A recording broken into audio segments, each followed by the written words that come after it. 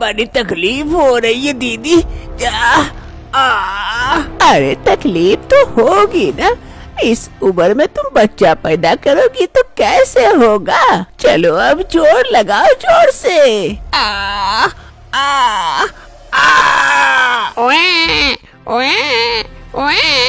लो, हो गया, तुम्हारा बेटा हुआ है। लो बेटी, पकड़ो इसे, मुझे दूसरे के घर भी जाना है, देरी हो रही है। दाई माँ बच्चे को पकड़ा कर वहाँ से जाने वाली होती है, तभी रेशमा देवी को फिर से दर्द उठता है। दीदी, बड़ी तकलीफ हो रही है, अभी भी तकलीफ कम नहीं हो रही है, देखिए ना। अरे ये क्या, बच्चा तो हो गया, अब तो इतना दर्द नहीं होना चाहिए। रुको रुको, मैं देखती हूँ फिर से। अरे तुम्हें तो और बच्चा होने वाला है लग रहा है, जरा जोर लगाओ जरा।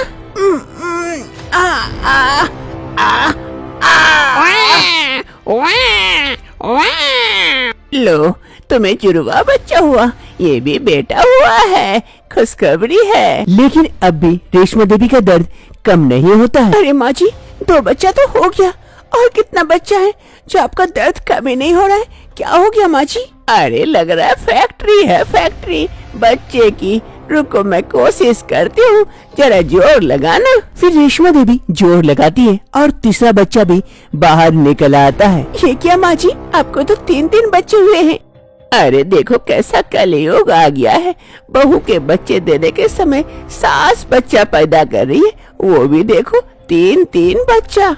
आखिर ये कैसे होता है, बहू के बच्चे देने के समय सास कैसे बच्चा दे सकती है इतनी उम्र में जाकर, वो भी 3 बच्चा। जानने के लिए कुछ समय पहले चलते हैं। कुछ समय पहले की बात है, एक रोज रेशमा देवी अपने कमरे में बैठी हुई थी, तभी उसकी बहू सोनाली नाश्ता लेकर पहुंचती है। माँ जी, ये लीजिए नाश्ता। अरे हाँ बहू, हर रोज तो बढ़िया बढ़िया नाश्ता बना के खिला रही है।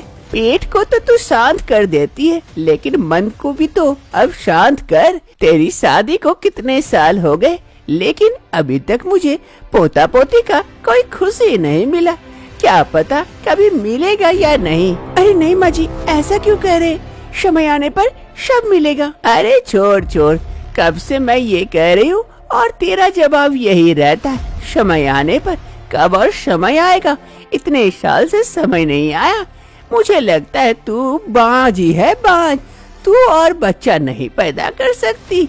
हमारे कुल का यहीं पर अंत होगा और आगे नहीं बढ़ेगा। मेरी ही गलती थी कि तेरी शादी अपने बेटे संजय से दी। किसी और लड़की को लेके आती तो मेरे गोदी में कितने पोता पतियों की लाइनें लग जाती। तेरे साथ ही शादी हुआ था, गांव में देख 2 बच्चे लेकर घूम रही है। अब तो बच्चे स्कूल भी जाने लगे हैं, तुझसे उम्मीद करना ही बेकार है। तू सिर्फ नाश्ता खिला और खाना खिला के पेट ही भरा। सोनाली की सास रेशमा देवी हमेशा ही सोनाली को ऐसी खरी खोटी बातें सुनाती रहती है। आज सोनाली को काफी बुरा लगता है, वो रोते रोते वहाँ से चली जाती है। सोनाली कमरे में बैठकर रो रही होती है और खुद को कोस रही होती है। तभी उसका पति संजय आता है कमरे में। सोनाली को रोते देख उसके पास पहुँचता है। अरे सोनाली, क्या हो गया, तुम रो क्यों रही हो? माँ से कुछ बात हो गई क्या? माँ कुछ सुनाई क्या तुम्हें? अरे संजय, माँ क्या और सुनाएगी, अब तो मैं सुन के पक चुकी हूँ। अब तो आदत सी हो गई है सुनने की। संजय, क्या मैं कभी माँ नहीं बन सकती? अरे सोनाली, अब मैं तुम्हें क्या ही बताऊं। देखो, हमारे साथ और भी किसी के शादी हुए थे, गांव में सबके बच्चे बड़े हो गए, इसलिए माँ भी थोड़ी सी नाराज है तुमसे और तुमसे उम्मीद लगाए बैठी है कि तुम भी उन्हें कोई नाती पोता दो ताकि वो भी खुश हो जाए। लेकिन हमें बच्चा नहीं हो रहा, जिस कारण वो भी दुखी हो जाती है और तुम्हें खरी खोटी बातें सुना देती है।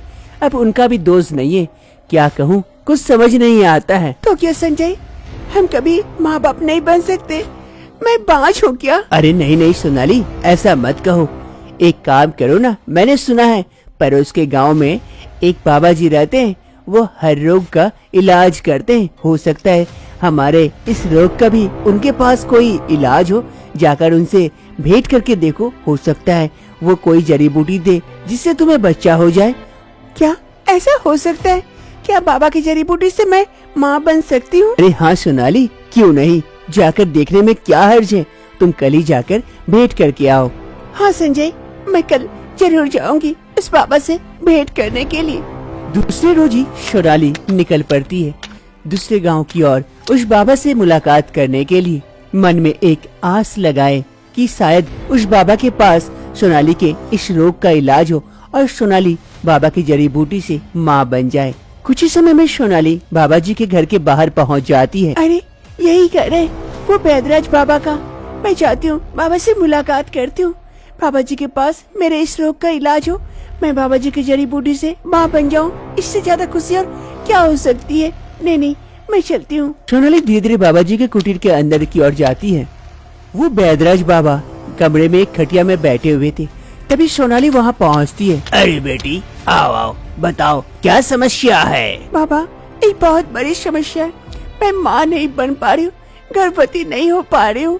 मेरी सास मुझे हमेशा सुनाती है, आस पड़ोस सास की बात सुन सुन के मैं पक चुकी हूँ। बाबा, क्या आपके पास कोई ऐसा इलाज है जिससे मैं माँ बन जाऊँ बाबा? अरे बेटी, चिंता मत करो, इस बाबा के पास हर किसी रोग का इलाज है। तेरे भी इस रोग का इलाज इस बाबा के पास है।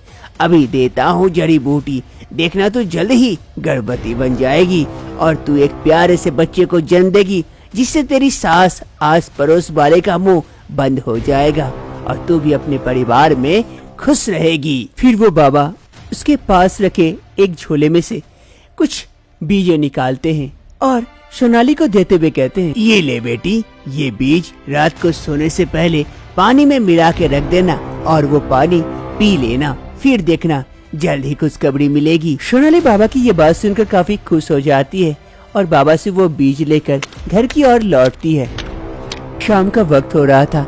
सोनाली कमरे में आती है ग्लास में पानी लेकर, फिर वो बीज निकालती है और ग्लास में भिगो देती है। मैंने ये बीज भिगो दिया, बाबा की आशीर्वाद होगी तो मैं जरूर माँ बन जाऊंगी। इसे भिगाकर यहाँ रख देती हूँ, रात में सोने से पहले पी लूंगी। सोनाली पानी का गिलास वहीं पर रख देती है और कमरे से चली जाती है। तभी कुछ ही समय में सोनाली की सास रेशमा देवी कमरे में आती है, सोनाली को ढूंढते ढूंढते। अरे बहू, बहू, अरे ये बहू कहाँ चली गई? काफी थक गई, यहीं बैठती हूँ, आने दो। सोनाली की सास वहीं बैठ जाती है, अपने बहू का इंतजार करती है, लेकिन उसकी बहू तो नहीं आती है। तभी सोनाली की सास की नजर उस ग्लास पर पड़ती है जिस पर पानी भरा हुआ था। अरे काफी थक गई हूँ, अरे प्यास भी लगी है, ये पानी रखा हुआ है, इसे पी लेती हूँ। फिर सोनाली की सास और कुछ नहीं सोचती है, वो ग्लास उठाती है और सारा पानी पी जाती है और फिर वहाँ से चली जाती है। कुछ समय के बाद सोनाली कमरे में आती है। अरे यहाँ पर मैंने पानी से भिगा हुआ वो बीज रखी थी, कहाँ गया? कहीं मैंने गलती से कहीं और भूल के। अरे मेरी किस्मत ही खराब है, शायद मुझे बाबा जी के पास फिर जाना होगा वो बीज लाने के लिए। ऐसे ही कुछ वक्त बीत जाते हैं। अब से सोनाली की सास रेशमा देवी का तबीयत काफी बिगड़ने लगा था और पेट भी काफी बड़ा हो चुका था। अरे आजकल जल्दी थक जाती हूँ, क्या हो गया मुझे? और मेरा पेट भी कितना बाहर निकल आया है। खाती पीती तो उतनी नहीं हूँ, लेकिन पेट इतना क्यों बढ़ रहा है? कुछ समझ नहीं आ रहा, खाने को मन भी नहीं कर रहा है। रेशमा देवी कमरे में सोई हुई थी, तभी उसकी बहू सोनाली नाश्ता लेकर पहुँचती है वहाँ। अरे माँ जी, क्या हो गया? सोई हुई हैं आप? नाश्ता कर लीजिए, भूख लगी होगी। अरे नहीं बहू, भूख नहीं लगी है, देखना क्या हो गया है मुझे, मेरा पेट बड़ा होए जा रहा है, भूख भी नहीं लगती है, क्या पता क्या हो गया है मुझे। अरे माँ जी, गैस वगैरह हुआ होगा, इसलिए पेट आपका बड़ा लग रहा है, गैस की दवाइयाँ खा लीजिए, ठीक हो जाएगी। अरे नहीं बहू, खाई हूँ तब भी कुछ नहीं असर हो रहा है, क्या पता। ऐसे ही कुछ समय बीत जाते हैं। एक रोज रेशमा देवी की तबीयत काफी बिगड़ जाती है। सोनाली वहीं पर बैठी रहती है। अरे माँ जी, आपकी तबीयत काफी खराब है, चलिए डॉक्टर के पास चलते हैं दिखाने के लिए। अरे नहीं बहू नहीं, उतना समय नहीं है, मुझे कुछ गड़बड़ लग रही है। एक काम कर, तू जल्दी से जा, दाई दीदी को बुला के लेके आ, वही कुछ कर सकती है, उसको पता चल जाएगा क्या हुआ है नहीं हुआ है। जा जा और देर मत कर, काफी तकलीफ हो रही है। फिर सोनाली और कुछ नहीं सोचकर जल्दी से जाती है दाई माँ को बुलाने के लिए और कुछ ही समय में दाई माँ को बुलाकर लेके आती है। अरे दाई माँ देखिए ना, सासू माँ को क्या हो गया, पेट में काफी तकलीफ हो रही है, पेट भी काफी बड़ा हो गया है, क्या हुआ है कुछ पता नहीं चल रहा है। सासू माँ ने आपको बुलाने को कहा। अरे देख के ही तो पता चल रहा है, पेट में बच्चा है, प्रेग्नेंट है तुम्हारी सास, बच्चा होने वाला है, इसीलिए तो तकलीफ हो रही है। क्या सासू माँ प्रेग्नेंट है? लेकिन कैसे? सासू माँ कैसे प्रेग्नेंट हो सकती है? अरे हाँ बहू, मैं भी तो नहीं समझ पा रही हूँ, मैं गर्भवती कैसे हो सकती हूँ?